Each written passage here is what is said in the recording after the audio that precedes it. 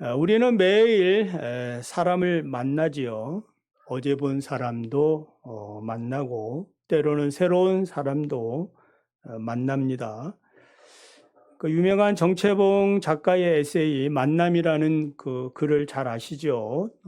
5종류의 만남이 있다라고 소개합니다. 첫째, 생선과 같은 만남입니다. 처음에는 싱싱하고 그렇게 보이지만은 시간이 지나면 생선은 상하게 됩니다. 비린내가 납니다. 신선함은 사라지고 시기와 질투만 남기고 원함만 남기는 그런 만남이다라고 말할 수 있습니다. 두 번째는 지우개와 같은 만남입니다. 아무런 의미가 없이 지어지는 그런 만남입니다. 괜히 아까운 시간만 허비한 그런 만남입니다.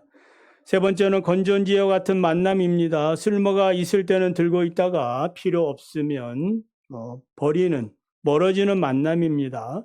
이해관계가 빨라가지고 내가 필요할 때는 부지런히 만나러 가지만 필요 없다고 생각이 되면 볼 일이 끝나면은 그냥 안면볼수하는 그런 만남입니다. 네 번째는 꽃송이 같은 만남입니다. 꽃처럼 화려하게 피지만 그 꽃은 곧 시들고 말지요. 처음에는 향기로운 냄새로 가까이 하지만 시들면 냄새가 나고 악취를 내는 그런 만남입니다. 마지막으로 5번째 만남은 손수건과 같은 만남입니다. 슬플 때 눈물을 닦아주고 힘들 때 땀을 닦아주는 만남입니다. 내가 힘들 때 나를 격려하며 세워주는 사랑의 만남을 말합니다. 우리는 어떤 만남을 가져야 되겠습니까? 서로 격려하고 서로 세워주고 눈물과 땀을 닦아주는 아름다운 손수건과 같은 만남이 되시기 바랍니다. 그리스도 예수 안에서 여러분의 가정을 세우시고 또 교회를 세워 나가기를 원합니다. 오늘 본문을 통해서 좋은 만남은 어떤 만남인가에 대해서 말씀을 드리려고 합니다. 본문은 북왕국 이스라엘이 이제 예후의 반란으로 그 여호람이 죽게 되지요. 이 예후가 세워지는 것은 하나님께서 말씀한 대로예요. 엘리사가 이제 9장을 보면은 엘리사가 선지자 중 제장 한 명을 불러가지고 말하죠. 너는 허리를 동이고 손에 기름병을 들고 가서 길라 라못에 가면 그곳에 여호사밧의 아들 예후가 있는데 그를 찾아서 골방에 들어가서 기름을 붓고 여호와의 말씀이 내가 네게 기름을 부어 이스라엘 왕으로 삼노라 이렇게 선포한 다음에 지체하지 말고 문을 열고 도망하라 이렇게 이제 명령을 내립니다. 이 제자는 시키는 대로 예후를 만났고 하나님의 말씀을 선포한 후에 기름을 붓고 도망을 갑니다. 이후에 이제 같이 있었던 군대 장관들이 예후에게 있었던 일을 알고 그를 배반하지 않고 왕으로 추대를 합니다. 이게 하나님의 뜻이죠. 그래서 이 반란군들이 이스라엘로 진격해서 여호람을 죽이고 그리고 마침 여호람을 이제 병문안 그 유다의 아시아 왕까지 무기토까지 쫓아가서 살해하게 됩니다. 그리고 아합의 부인 이세벨도 죽게 됩니다. 이 모든 것은 하나님께서 엘리야의 예언대로 성취된 사건들입니다. 자, 그리고 이제 본문을 보면 예후는 아하시아의 형제들 42명을 죽입니다. 이들은 이제 남유다 아하시아 왕의 형제들로 아하시아가 죽었지요. 이 북이스라엘 그 왕자들 문안하고 또 문상을 하러 온 거예요. 그래서 이스라엘로 가던 중에 예후를 딱 만나가지고 너희 어디 가느냐 누구냐 하니까 자기들의 신분을 밝히죠. 밝히면 안 되는데 밝힙니다. 그래서 그 자리에서 42명이 죽게 됩니다. 자, 그리고 나서 사마리아로 가던 중에 예후는 그를 마중 나온 여호나답을 만나서 의기투합하고 나머지 아합 가문을 처리하게 되어지고 그리고 신앙개혁을 종교개혁을 일으키는 일들을 감당하게 됩니다. 자, 오늘 본문을 통해서 우리에게 주시는 영적 교훈은 신앙적 만남과 불신앙적인 만남이에요. 먼저 불신앙적인 만남입니다. 잘못된 만남이죠. 잘못된 만남입니다. 만나서는 안 되는데 만나면 만난 그 순간부터 고통을 당하는 만남이 12절, 14절에 등장하는 아하시아 형제들은 아하시아의 조카들을 말해요. 왜냐하면 역대하 21장 16절을 보면은 여호람의 막내 아들 아하시아가 왕이 된 이유에 대해서 기록해 놓았는데 여호와께서 유다를 이제 하나님 심판한 내용이 나오는 거지. 여호와께서 블레셋 사람과 구스에 가까운 아라비아 사람들의 마음을 격동시켜 여호람을 치게 해서 왕국의 모든 재물과 그의 아들들과 아내들을 탈취하였고 막내 아들 아하시아 외에는 아무도 남겨두지 않고 다 죽였다. 그래서 이제 막내 아들 아하시아만 살아남게 됐다 이 말입니다. 그래서 막내가 자연스럽게 이제 왕이 된 거예요. 근데 왕이 됐는데 왕이 된 지 1년 만에 누구한테 죽는 거예요? 괜히 저기 이스라엘 땅에 갔다가 거기서 이제 예후에게 죽은 겁니다. 왜 죽느냐? 이 유다의 왕이 이유가 있죠. 당시 북이스라엘의 아합 왕가와 남유다의 그 다윗 왕가인 여호사밧이 혼인 관계를 맺었어요. 혼인 동맹을 맺었습니다. 그래서 양쪽 왕실은 이제 왔다 갔다 교류를 많이 하고 있는 상황이에요. 자, 그러다가 이제 마침 북이스라엘의 예후가 반란으로 요람 왕이 죽고 유다 왕 아하시아 왕까지 한꺼번에 죽게 됩니다. 이것을 뭐 아는지 뭐라는 이제 이것을 알고 있는 상황이죠. 유다의 아하시아 형제들이 이제 문하러 가는 건데 문상하러 가는 겁니다. 문상하러 가다가 누굴 만났다고요? 예후를 만났다 이 말. 그래서 죽게 됩니다. 세상 사람들의 말로는 어떤 표현이에요? 재수 없는, 재수가 엄붙은 날이. 그래서 재수가 없어서 죽는 것이 아니라 왜 죽어요? 하나님의 예언에 따라 심판에 따라 죽는 겁니다.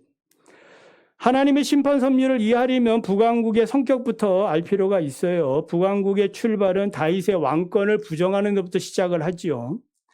남북의 분열은 솔로몬의 타락으로 하나님께서 내린 심판의 결과이기도 하지만은 이 여로보암이 이제 그 북쪽 이스라엘의 열지파를 모아가지고 왕이 됐습니다만은 그 왕을 자기를 왕으로 세운 분은 누구예요? 하나님이시거든요. 그런데 하나님에 대한 배반을 합니다. 그래서 열왕기상 12장 16절을 보면은 반란을 일으킬 때 여로보암이 이런 말을 해요. 우리는 다윗과 무슨 관계가 있느냐? 우리는 다윗과 아무 관계 없다. 하면서 하나님께서 주신 다윗의 언약을 부정하고 떠나게 됐습니다. 그리고 노골적으로 당과 브엘세바에 금송아지 제단을 세워가지고 하나님을 섬기지 못하도록 백성들에게 우상을 섬기도록 그렇게 이제 강요를 하게 됐고 백성들은 우상을 섬기게 됩니다. 그래가지고 성경은 이것을 여로보암의 죄라 이렇게 규정을 하고 있는 것입니다. 이후 북이스라엘은 여로보암의 죄에 빠지게 되었고 이 아합 때에 와서는 어떻게 됐습니까? 여로보암이 지은 죄보다 더 악한 죄 가운데 빠지게 됐다 이 말이에요. 시돈의 왕 손을 잡고 그 시돈 왕에 따른 이세벨하고 이 아합이 이제 결혼 동맹을 맺으면서 시돈의 우상이 이제 바알과 아세라 우상이 이제 수입돼서 들어오게 됐고 이스라엘 하나님 백성들은 이 우상 숭배에 빠지게 된 겁니다. 자, 이런 이제 아합의 왕가와 남유다 여호사밧이 우상 집단의 이 그 소굴인 아합의 왕가와 뭐 한 거예요? 혼인 동맹을 맺었다 이 말. 여러분 같으면 하겠습니까? 제정신이 아니죠. 그래서 이것이 이제 문제가 된 거고 예후에 의해서 이제 여호람이 죽고 아하시아도 죽은 마당에 이렇게 이제 조카까지 아하시아의 조카들까지 혼인 동맹을 견고히 하려고 사마리아로 가다가 다 죽게 됐다 이 말입니다. 자, 하나님의 심판을 눈앞에 보면서도 이 그 아시아의 이 형제들은 이제 조카라고 생각하면 됩니다. 이 사람들은 왜 그 길로 계속 갑니까? 아니, 심판의 불을 보면 피해야 되는데 그냥 그 심판의 불 속으로 뭐 하는 거예요?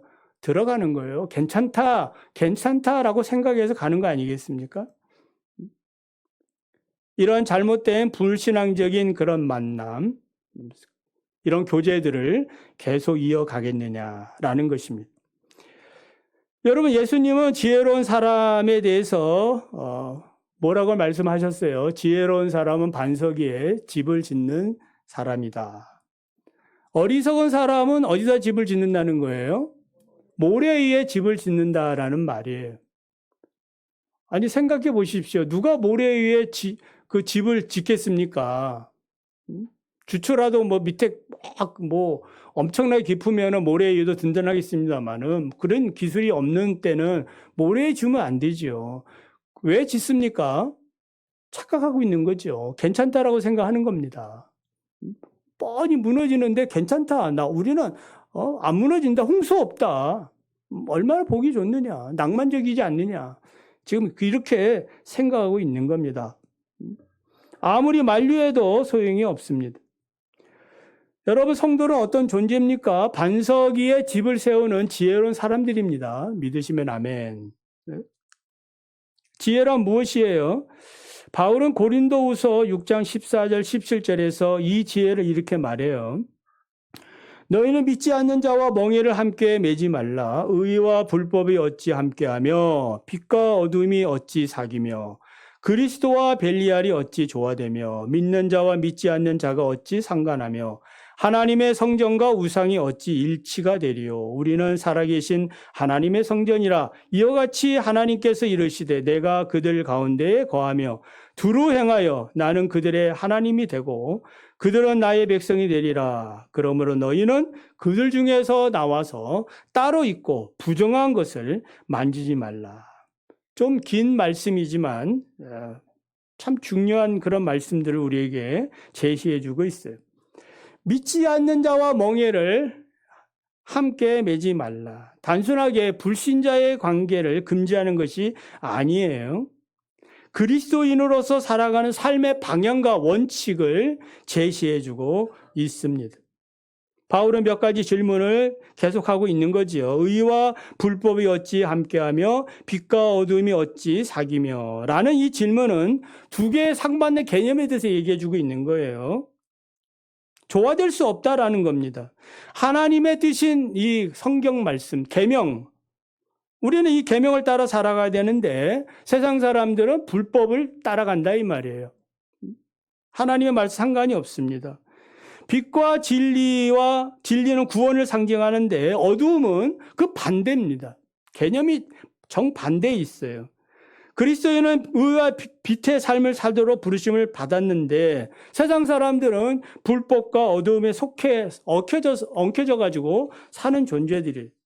그리스도와 벨리알이 어찌 조화되냐? 이 질문은 그리스도와 사탄이 다르다는 사실을 분명하게 명확하게 말해주고 있죠. 그리스도는 하나님의 아들로서 우리를 구원하기 위해 이 세상에 오셨습니다. 벨리알은요, 사단의 다른 이름이죠. 악한 죄를 상징합니다. 믿는 자들을 어떻게 하면은 죄악으로 끌어당길까를 연구하고 고민하는 존재예요. 같이 지옥에 들어가려고 한다 이 말입니다. 또 믿는 자와 믿지 않는 자가 어찌 상관하냐 이 질문은 신앙의 가치관을 얘기해 주고 있어요. 삶의 방식이 차이난다 이 말이에요. 믿는 자들은 하나님을 믿고 그 말씀을 따라가면서 살아가려고 하는데 믿지 않는 자들은 그렇지 않다는 것입니다. 두 개의 서로 다른 가치관을 가진 사람들이 깊은 유대 관계를 맺는 것은 지혜롭지 않다라는 것. 그래서 하나님의 성전과 우상이 어찌 일치가 되겠느냐라고 질문하는 겁니다. 하나님과 우상 숭배에 근본적으로 다르다 이 말이에요. 배타적이다 이 말이에요. 하나님의 성전은 하나님의 거룩함을 상징하고 있지요. 우상은 허황된 신을 의미합니다. 하나님의 성전은 오직 하나님께만 드려져야 하고 우상 숭배는 하나님에 대한 악을 자행하고 있는 것입니다. 특히 우리 이제 젊은 청년들, 우리 결혼을 또 앞두고 있는 우리 청년들 잘 들어주셨으면 좋겠어요. 그러니까 교제하는 이성을 선택할 때에 이 선택 기준이 오늘 본문의 말씀, 오늘 제가 읽어드린 고린도후서 이 말씀이 되기를 원합니다. 뭐 사랑하면 되지. 사랑하면 됩니까? 안 됩니다. 왜냐하면 개념이 다릅니다. 배타적이에요. 사랑해서 그를 예수 믿게 하면 되지 않느냐? 결혼하기 전하고 결혼한 이유는 다릅니다. 결혼하기 전에 예수 믿게 하면 감사하지요. 그건 다른 이야기입니다. 그러나 결혼해서 예수 믿게 하지 안 그렇습니다. 전혀 다른 방향으로 갑니다. 그래서 빙산의 일각이다라고 표현하고 싶어요. 이성적인 사랑, 그러니까 사랑에 콩깍지가 씌었으니까 사랑하면 된다라고 얘기할 수 있죠. 목숨까지도 버릴 수 있다라는 그런 생각을 하지요. 근데 그건 빙산의 일각에 불과하다고, 사랑이라는 것은. 그럼 그 밑에는 뭐가 있는 거예요? 엄청난 그 빙산이 있는 겁니다. 눈에 보이지 않는 엄청난 것이 있어요. 엄청난 영적 세력이 숨어 있다는 사실을 믿으시기 바랍니다. 이것을 뭐 하자? 직시해야 된다 이 말이에요. 불신자와의 결혼을 믿지 않는 자와 멍에를 매는 일이라고 보면 이 일로 찾아오는 영적 관계들에 대해서 우리가 잘 알아야 됩니다. 의와 불법, 빛과 어두움, 그리스도와 벨리알, 하나님의 성전과 우상의 관계, 이런 관계를 생각해야 합니다. 그렇다면은 지금 내가 누군가를 믿지 않는 자와 교제할 수도 있지 않겠습니까? 그렇다면 심각한 문제가 되는 거죠. 심각하게 받아들여야 됩니다. 만약에 내가 이제 아까도 말씀드렸지만 결혼해서 뭐 예수 믿게 하지 안 됩니다. 영적 교만입니다. 왜냐하면 내 지금 영적인 상황도 안 돼가지고 지금 그런 상대방을 선택한 거 아니겠습니까? 왜냐하면 선택 기준이 잘못돼가지고 선택한 거거든요.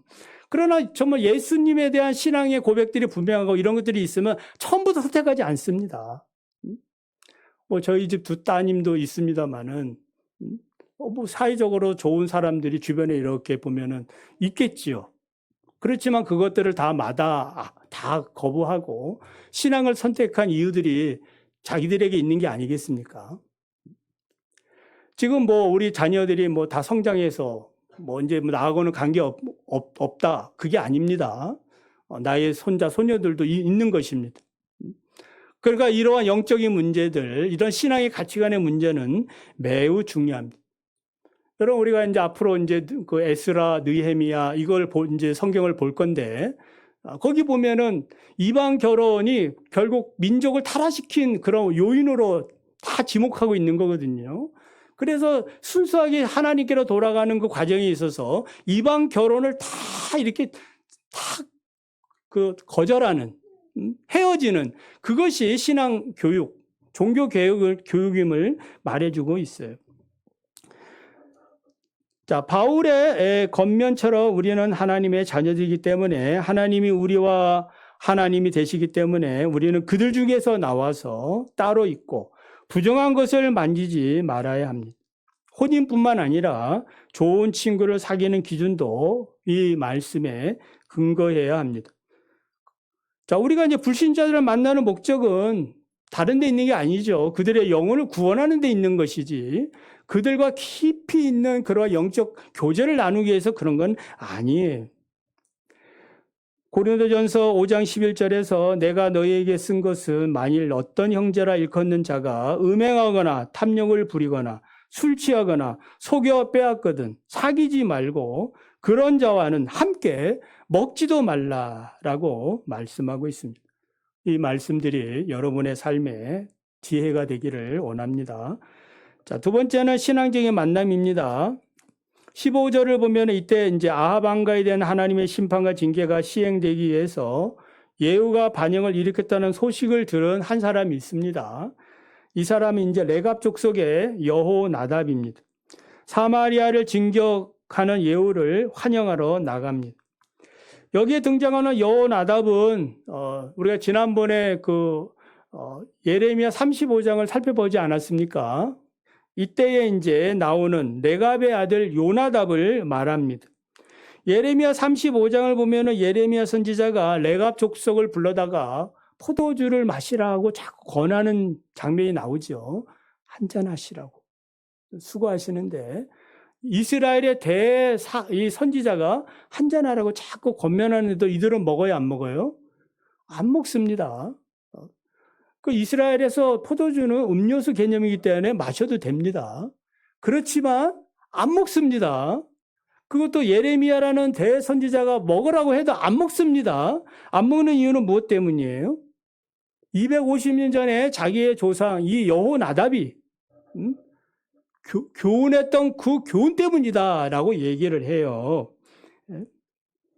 그때 여호나답이 명령한 내용이 뭐예요? 너희는 밭이나 가수원에 만들지 말고 포도주 마시지 말고 집을 짓지 말고 천막에 살면서 유목 생활을 하라. 이렇게 하는 이유는 정착 생활을 하게 됨으로 오는 그러한 병폐, 타락, 하나님의 그 경건 생활에서 멀어질 것을 염려해서 그 경고의 말씀으로 주신 말입니다. 자, 이 예레미야 35장에 기록된 이 말씀은 당시에 이스라엘 백성들이 유다가 이제 곧 망하게 되어지는데 이 유다 백성들은 하나님의 살아계신 말씀을 지금도 들으면서도 뭐 하고 있는 거예요? 회개하지 아니하고 그 말씀대로 살지 않은 것에 대해서 지금 레갑 족속을 들어서 지금 대조하며 말씀해 주고 있는 겁니다. 역사가 요세푸스에 의하면 여호나답은 예후의 오랜 친구라고 말합니다. 예후가 이렇게 좋은 믿음의 친구를 가진 것은 참으로 귀한 일이죠. 여러분에게도 이런 믿음의 귀한 친구들이 동역자들이 있기를 바랍니다. 예후는 여호나답에 만나서 그의 손을 잡고 나와 함께 가서 여호와를 위한 나의 열심을 보라라고 말합니다. 그래서 이 두 사람은 이제 의기투합해서 예후의 그 혁명 그것을 이제 돕는 데에 일조를 하게 됩니다. 자, 15절을 자세히 보면은 예후와 레갑의 아들 여호나답이 만나는 장면이 나오는데 우리가 주목할 것은 누가 누구를 만나기에 찾아갔느냐라는 겁니다. 오늘 말씀 속에 다 뭐 답이 있습니다만은 예후가 자기의 혁명을 성공하기 위해서 여호나답을 찾아온 것이 아니라 누가 찾아온 거예요? 여호나답이 예후를 찾으러 만나러 왔다라는 겁니다. 여호나답은 앞서 설명한 대로 폐역해가는 이 북이스라엘에서 죄악에 물들지 않고 경건하게 살았던 사람이 그의 자신과 그의 자손들에게 세속에 물들지 않도록 그렇게 교훈했던 사람입니다. 그런 여호나답이 예후를 찾아간 것은 세속적인 그 반란군인 예후를 찾아간 것은 매우 큰 사건이에요. 하나님께서 이 여호나답이라는 경건한 사람을 예후에게 붙여주어서 이 혁명을 완성하도록 했다라는 것입니다. 그래서 이제 바알 숭배자들을 일거에 숙청하고 바알의 산당을 파괴하고 바알의 우상들을 불태우는 그러한 큰 일들을 같이 하게 됩니다. 여러분, 이 같은 사실이 의미하는 것은 무엇이에요? 하나님께서는 자신의 일을 위하여 하나님의 뜻을 위하여 봉사하고 수고하는 자들에게 감당할 수 있는 그러한 일꾼들을 보내주신다라는 사실입니다. 믿으시면 아멘. 동역자들을 보내주신다 이 말이. 무슨 일을 하든지 혼자 하는 일은 매우 어렵지요. 우리 속담에도 배치장도 맞들면 낫다라는 말이 있습니다.